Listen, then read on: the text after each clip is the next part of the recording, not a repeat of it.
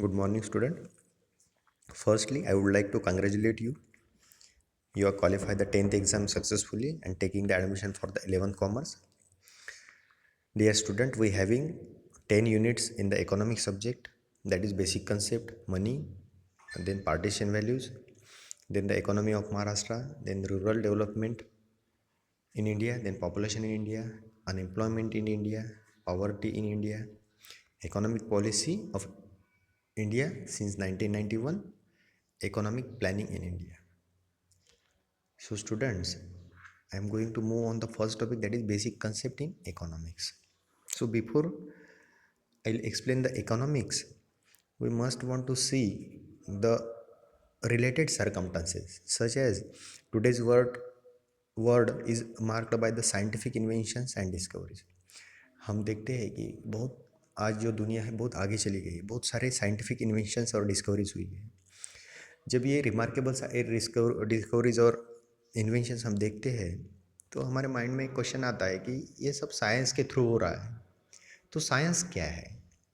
जब हम ऐसा सोचते हैं साइंस क्या है तो हमारे दिमाग में एक आ जाएगा, इसकी डेफिनेशन आ जाएंगी कि science is nothing but it is the systematic body of knowledge.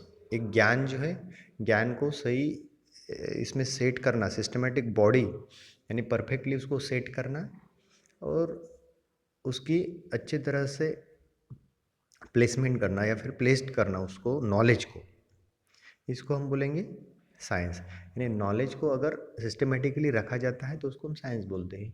जैसे कि हम बोलेंगे कि X square plus Y square is equal to जो भी आता है फिर एक्स स्क्वेयर प्लस 2x2 प्लस Y square. So what is this? This is the systematic body of knowledge. ये जो है ज्ञान की एक सिस्टमेटिक बॉडी, इसको हम साइंस बोलते हैं। साइंस के दो प्रकार है, एक तो नेचुरल साइंस है, एक तो सोशल साइंस है। As you know natural science क्या है? जो नेचर में जो यूनिवर्सल ट्रूथ है, जो सत्य है, त्रिकालाबाधित सत्य है, उसको हम नेचुरल साइंस बोलते हैं। केमिस्ट्री है, फिजिक्स है, मैथमेटिक्स है। सोशल साइंस में क्या है? जो सोशल की स्टडी करता है, जो समाज की स्टडी करता है, वो सोशल साइंस है। जैसे कि हम इंडिविजुअल अगर स्टडी करेंगे एक आदमी की, तो उसकी साइकोलॉजी देखनी पड़ेगी। अगर साइकोलॉजी टर्म देखनी पड़ेगी तो उसका मेंटल एस्पेक्ट्स देखना पड़ेगा। हम सोशल की स्टडी करेंगे तो फिर सोशियोलॉजी की स्टडी करेंगे, फिर सोशल एस्पेक्ट देखना पड़ेगा। अभी आपको लगेगा कि what is the role of the science in the economics, क्योंकि कोई कोई डेफिनेशन इकोनॉमिक्स की कहती है कि economics is the science. Economics भी एक साइंस है जो क्या करता है, जो स्टडी करता है रिलेटेड टू द इकोनॉमी। इसीलिए साइंस यहाँ पे आपको समझना या फिर साइंस के ब्रीफ एक छोटी सी इंफॉर्मेशन लेना हमारे लिए बहुत ज़रूरी है। तो ये है दो टाइप्स, नेचुरल साइंस और है सोशल साइंस। इसके बाद में हम मूव होते हैं मीनिंग ऑफ इकोनॉमिक्स पे। Dear friends, economics is what, और इकोनॉमिक्स की जो एक ये है लिमिट है वो बहुत ज़्यादा है, बहुत बड़ी है। इकोनॉमिक सब्जेक्ट एक बहुत बड़ी कंसेप्ट है, उसको बहुत इजीली नहीं समझ सकते या फिर बहुत इजीली समझेंगे लेकिन उसको बहुत दूर तक ले जाना पड़ेगा। बड़ा सब्जेक्ट है, कंसेप्ट बड़ी है। बहुत सारे इकोनॉमिस्ट होके गए, उन्होंने उनकी थ्योरी जो है वो डिफरेंट डिफरेंट तरीके से दी है। हो सकता है थ्योरी मैच हो, एक जैसी हो, लेकिन बहुत डिफरेंट तरीके से दी है। बहुत सारे डेफिनेशंस है उसकी। तो एकदम जनरल में अगर हम समझने जाएंगे तो economics is the social science. Definitely ये इकोनॉमिक्स सोशल साइंस है, ये हमें एक मोटे तौर पर समझ में आता है। The origin of the term economics, ये इकोनॉमिक्स टर्म जो है इसका ओरिजिन है ग्रीक वर्ड ओइकोनोमिया। ओइकोनोमिया, OIKONOMIA, ओइकोनोमिया, ये है ग्रीक वर्ड। और ये ग्रीक वर्ड ओइकोनोमिया का मतलब होता है इकोनॉमिक्स, और जिसका इकोनोमिया का मतलब लेटर मीनिंग क्या होता है? Management of the house hold. House hold यानी घर का व्यवस्थापन, management of the house hold. हमारे घर में जो व्यवहार होते हैं, जो ट्रांजैक्शंस होते हैं, हमारा जो घर चलता है उसके सारे जो व्यवहार है हाउस होल्ड, उसका व्यवस्थापन, उसका मैनेजमेंट, ये वर्ड्स जो है ये है ओइकोनोमिया। एक्चुअली ग्रीक वर्ड है और उससे हम इकोनॉमिक्स जो हमारा वर्ड है, ग्रीक वर्ड से इकोनोमिया से लिया वाला वर्ड है economics actually. So economics is refer to as the queen of the social sciences. Economics को हम ये भी बोलते हैं कि ये queen of the social science की रानी है। इकोनॉमिक जो है वो सोशल साइंस की रानी है। मतलब क्या है? मतलब पूरा का पूरा सोशल साइंस उसमें आ जाता है। अभी आप बोलेंगे कि सर हमने दो टाइप देखे थे साइंस में, एक तो नेचुरल साइंस और एक सोशल साइंस। तो सोशल साइंस में देखा था कि एस्पेक्ट ऑफ द सोशल या फिर सोसाइटी। तो बस यही इकोनॉमिक्स में है कि जो सोसाइटी का एस्पेक्ट्स है, क्या कमाना है, कितना खर्चा करना है, बहुत सारे जो एस्पेक्ट्स है उसमें, बहुत सारे जो ऑब्जेक्ट्स है या फिर हम बोलेंगे एंटिटीज़ है, वो पूरे एंटिटीज़ और पूरे जो ऑब्जेक्ट्स है उसको कैटेगराइज करना है और वो कैटेगराइज करके उसकी स्टडी करना है। यह है इकोनॉमिक्स। पॉल सैमुअलसन बोलता है कि economics is the social science. Paul Samuel economist बोलता है कि इकोनॉमिक्स क्या है? तो सोशल साइंस है, क्वीन ऑफ सोशल साइंस है। क्यों? क्योंकि पूरा का पूरा जो सोशल या फिर सोसाइटी का जो बिहेवियर है, एस्पेक्ट्स है उनका, वो पूरा इकोनॉमिक्स में कैटेगराइज करा जाता है, पढ़ा जाता है। Let us understand the nature of economics with respect to the popular definitions. अब हम क्या करेंगे कि इकोनॉमिक्स का नेचर देखेंगे कुछ पॉपुलर डेफिनेशंस के द्वारा। वैसे तो आपको बता दूं कि सबसे इंडिया का सबसे पुराना इकोनॉमिक्स एक होके गया है, जो आप सबको मालूम है, जिसको आप हम चाणक्य कह के बुलाते हैं, जो है कौटिल्य। और उन्होंने बहुत बड़ा ग्रंथ भी लिख चुके हैं वो इकोनॉमिक्स पे। भारत के सबसे पहले और सबसे अभ्यासु इकोनॉमिक्स्ट के तौर पे उनका चरित्र है, उनकी एक व्यक्ति रेखा है। अर्थ मीन्स वेल्थ। उन्होंने बोला है, इकोनॉमिक्स को उन्होंने डिफाइन किया है कि अर्थशास्त्र, अर्थशास्त्र, अर्थ मीन्स वेल्थ, वेल्थ मीन्स संपत्ति, and shastra means science. Definitely शास्त्र यानी क्या होता है? साइंस होता है। तो वेल्थ साइंस, तो इसको जोड़ दिया जाए, artha means wealth and shastra means science. Arthashastra implies the science of the acquiring and managing the wealth. Definitely. तो as per the Kautilya's view, artha means wealth and shastra means science. So Arthashastra implies the science of acquiring the managing wealth. तो संपत्ति को manage करने के लिए, संपत्ति को manage करने के लिए जो शास्त्र यूज किया जाता है उसे हम अर्थशास्त्र कहते हैं। अर्थशास्त्र is the treatise on political economy in the broadest sense. और उनके हिसाब से जो अर्थशास्त्र है वो क्या है? Political economy of the broadest sense. उसको बड़े रूप में देखा जाए तो समाज के लिए, राजकीय सेंस से देखा जाए तो समाज के लिए एक इकोनॉमी, बड़ी इकोनॉमी जिसको हम बोलेंगे वो है Arthashastra, as per the Kautilya's views on economics. उन्होंने, उनके कौटिल्य के जो व्यूज़ है उस पर कुछ हमने पॉइंट्स बनाए हैं। तो पॉइंट्स क्या बताते हैं कि crucial roll on the state government. Actually Kautilya ने क्या करा किया है कि पॉलिटिकल इकोनॉमी को रेफर करा। इसका मतलब क्या होगा कि उसमें जो है गवर्नमेंट का रोल बहुत बड़ा होगा। गवर्नमेंट का रोल, इसीलिए crucial role of the state और गवर्नमेंट, एक तो राज्य का या फिर गवर्नमेंट का, सरकार का, उसमें बहुत बड़ा रोल है। दूसरा पॉइंट है उनका कि focus on the creation of wealth. Definitely economics, मैं तो कहता हूँ इकोनॉमिक्स यही है कि हम हमारी वेल्थ कैसे बढ़ाए, उसका बहुत अच्छे से यूटिलाइजेशन कैसे करें। That is economics, none other than this. मेरे हिसाब से कि इकोनॉमिक्स में हमारी वेल्थ हम कैसे बढ़ाते हैं और उसका अच्छा से अच्छा यूटिलाइजेशन कैसे करते हैं, that is the second key point of the Kautilya's views. Then third one is the need of efficient administrative machinery for good governments या governance। अच्छे गवर्नेंस के लिए हम इफ़िशिएंट एडमिनिस्ट्रेटिव जो मशीनरी वो कैसे बढ़ाते हैं या फिर उसका कैसे यूज़ करते हैं। What is mean by this? This mean that कि हमारे पास में जो भी पैसा है या फिर जो भी पैसा हम बढ़ा रहे हैं उसको हम व्यवस्थापन कैसे करते हैं, उसको हम यूटिलाइज कैसे करते हैं। बहुत ज़्यादा पैसा आ रहा है उसको हम यूटिलाइज कैसे करते हैं, या फिर बहुत कम पैसा आ रहा है उसको हम यूटिलाइज कैसे। गुड गवर्नेंस, हम उसका अच्छी तरह से इस्तेमाल, यूटिलाइजेशन कर सकते हैं। ये उनका तीसरा की पॉइंट है। चौथा की पॉइंट है उनका compilation of the political ideas into the अर्थशास्त्र। कंपाइलेशन ऑफ पॉलिटिकल आइडियाज़, जो भी पॉलिटिकल आइडियाज़ होते हैं उनका कंपाइलेशन करना, उनको ढालना, उनका कन्वर्सेशन करना इनटू द अर्थशास्त्र, अर्थशास्त्र में उनको ढालना, उनका कन्वर्जन करना और उस हिसाब से फिर मैनेजमेंट करना। तो ये 4 की पॉइंट है जो कौटिल्य के व्यू हमको समझाते हैं। आपको मालूम ही होगा कि कौटिल्य कौन था। ग्रेट स्टेट्समैन था, फिलोसोफर था, इकोनॉमिस्ट था एंड रॉयल एडवाइज़र था मौर्य के काल का। मौर्य काल का वो बहुत बड़े एक व्यक्ति रह चुके हैं वो। He is also known as the Chanakya और विष्णुगुप्त। आपको मालूम होगा शायद उनको विष्णुगुप्त या फिर चाणक्य के नाम से भी जाना जाता था। और उन्होंने एक Kautilya authored the ancient Indian political treatise that is the Arthashastra. उन्होंने बहुत बड़ा अर्थशास्त्र में बहुत बड़ा एक बुक भी लिखा है, या फिर उनके बहुत सारे व्यूज़ हैं उन पे। पहले अर्थशास्त्री कहे जाते हैं वो भारत के, और एक बहुत ज्ञानी आदमी कहे जाते हैं तब के वो।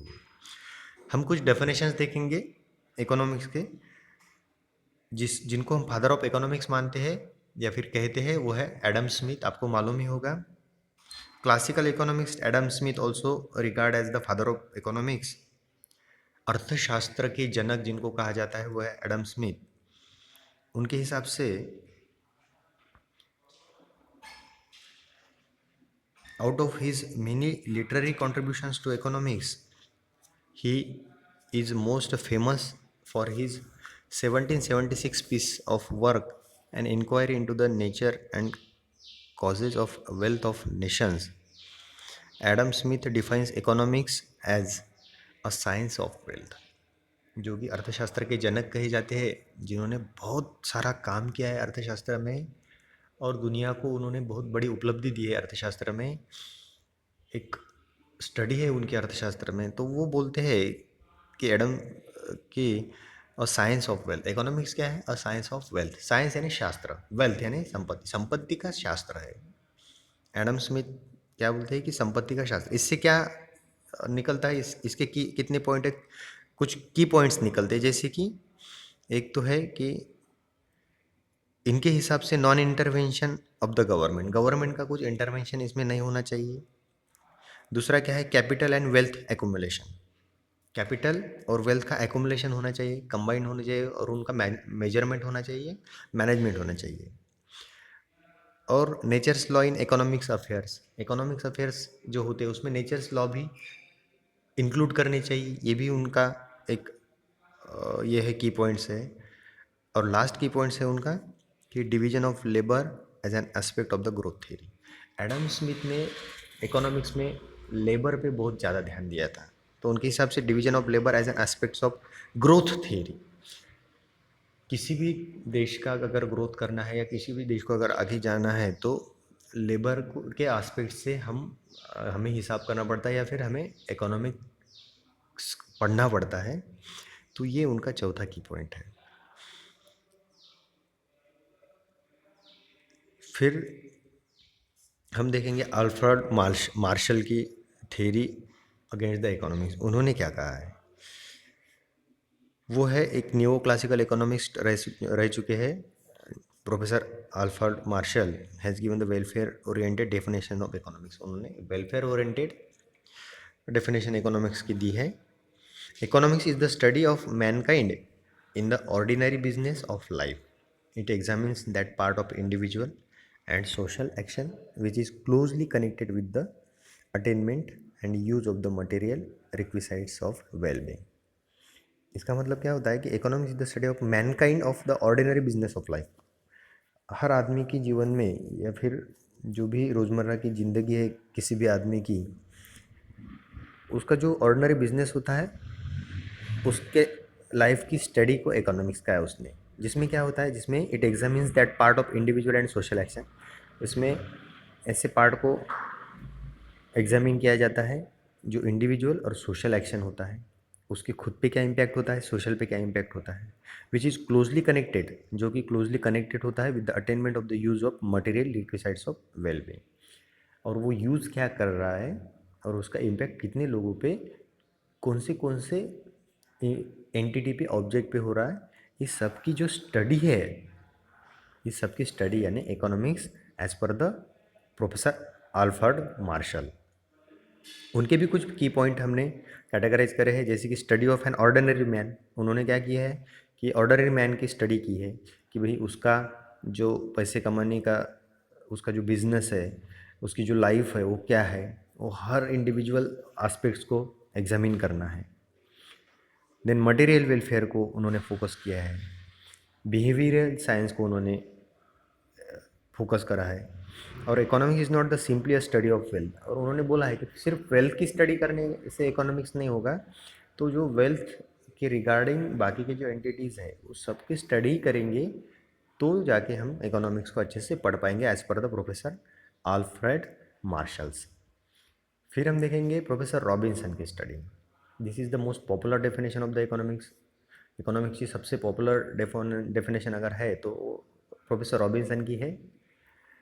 And essay of the nature of significant of the economic science. उन्होंने नेचर और सिग्निफिकेंस है इकोनॉमिक साइंस के जो published in 1932 mentions about the scarcity oriented definition. उन्होंने क्या किया है कि जो हमारे नीड्स है और जो हमारे पास में अवेलेबल रिसोर्सेस है, नीड्स और रिसोर्सेज को स्टडी करके उन्होंने एक स्कैरिटी ओरिएंटेड डेफिनेशन बनाई है। उनकी डेफिनेशन कहती है कि economics is the science which studies human behaviour as relationship between ends and scarce means which have alternative uses. इसका मतलब क्या होता है कि इकोनॉमिक्स ऐसा शास्त्र है जिसमें ह्यूमन बिहेवियर की स्टडी की जाती है, relationship between ends and scarce means which have alternative uses. यानी अवेलेबल जो रिसोर्सेस है वो रिसोर्सेस अच्छे से अच्छे यूज़ करने के लिए जो आदमी जो बिहेवियर करता है उसकी स्टडी यानी इकोनॉमिक्स है। यानी हमारे पास में 5 रुपये है, 10 रुपये का खर्चा है, तो हम 5 रुपये का यूटिलाइजेशन 10 रुपये के खर्चे के लिए बहुत अच्छी तरह से कैसे कर पाते हैं। 10 रुपये तो खर्चा नहीं कर सकते क्योंकि 5 ही रुपये है, तो बहुत अच्छे से उसमें हम जो हमारी नीड्स है उसको कैसे पूरा करते हैं, इसके बारे में प्रोफेसर रॉबिन्सन ने कहा है। उनके कुछ की पॉइंट्स हैं कि हमारे जो उनका पहला की पॉइंट्स है कि हमारे जो वांट्स है वो अनलिमिटेड है, यानी हमारी जो इच्छा है वो बहुत सारी होती है। हमारी 10 रुपये क्या, 20 रुपये, 50 रुपये, करोड़ों में इच्छा होती है, लेकिन हमारे पास में इतने रिसोर्सेस है क्या। तो हमारे पास में जितनी रिसोर्सेस है उससे हम अच्छे से अच्छा समाधान कैसे पा सकते हैं, ये उन्होंने डिफाइन किया है। उन्होंने और ये भी बोला है कि कंपेरेटिवली हमारे पास में जो रिसोर्सेज है वो कम है, इच्छा तो बहुत है हमारी, बहुत बड़ा घर होना चाहिए, बहुत बड़ी लॉन होनी चाहिए, बहुत बड़ा ये वो होना चाहिए, ये सब इच्छा है हमारी। हमारे पास में चार्टर प्लेन होना चाहिए, हम मुंबई से दिल्ली 1 घंटे में पहुंचने चाहिए। All are ends are wants are unlimited, but the means comparatively हमारे पास जो साधन है उसको पाने के लिए वो क्या है, बहुत ही लिमिटेड है, कम है। फिर wants are gradable on the basis of the priority. फिर हम जो भी हमारे पास में साधन है उसको हम क्या करेंगे, प्रायोरिटी में सेट करेंगे कि हमारी पहली प्रायोरिटी क्या है, दूसरी प्रायोरिटी क्या है, या फिर बेसिक्स प्रायोरिटी क्या है। ये जो है स्टडी की जाती है इकोनॉमिक्स में, ऐसे रॉबिन्सन की डेफिनेशन कहती है। तो ये बहुत 3-4 जो हमने डेफिनेशंस, 3 डेफिनेशंस और उनके जो की पॉइंट्स देखे हैं, आज के लिए इतना ही। अब नेक्स्ट लेक्चर में हम देखेंगे, नेक्स्ट वीडियो में, या फिर आप अगर प्रेजेंट रहते हैं तो हम ऑनलाइन लेक्चर भी कंडक्ट करेंगे। तब तक के लिए थैंक यू सो मच।